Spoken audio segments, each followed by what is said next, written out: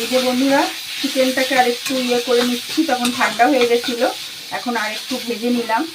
এরপরে এর মধ্যে দেব হচ্ছে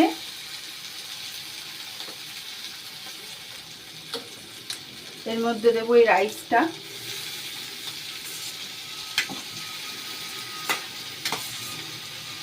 অল্প করে আগে দিয়ে নিই, একটু নাড়াবো।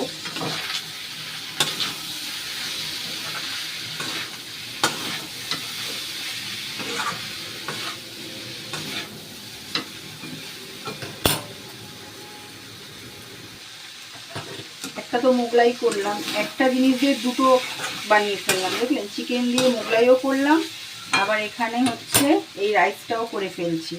পুরো রাইসটা এবার পুরো রাইসটা দিয়ে দেব। কে কে খাবেন চলে আসুন।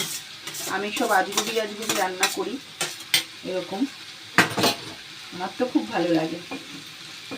কখনো কখনো নিজে নিজে ট্রাই করতে হয়, ভালো হলে ভালো, খারাপ হলে খারাপ, আবার শিখবো, তাই তো? নতুন রকম খাওয়া। এই যে এটা হচ্ছে এরকম ভাবে হবে।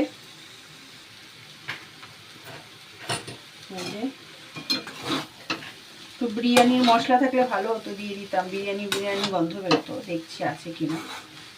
বিরিয়ানি মশলা দিয়ে দিলে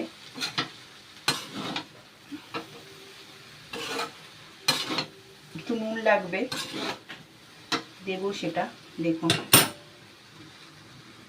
অল্প করে একটু নুন দিয়ে দিলাম।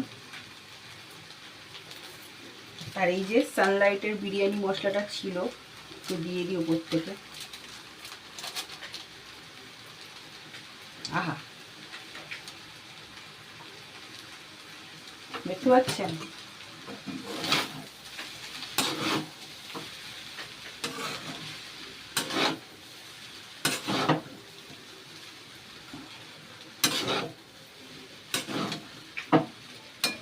হেভি না? হেভি লাগছে, হেভি হেভি জাস্ট। ওহো ওহো, আসুন খাবেন।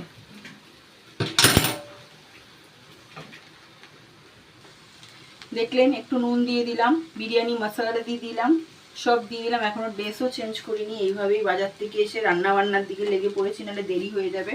তাহলে চলুন, টাটা, সবাই ভালো থাকবেন। কেমন হয়েছে ভিডিওটা জানাবেন। কি রান্না করলাম এটার একটা তো কিছু নাম দিতে হবে। এটার নাম হচ্ছে মশলা চিকেন রাইস।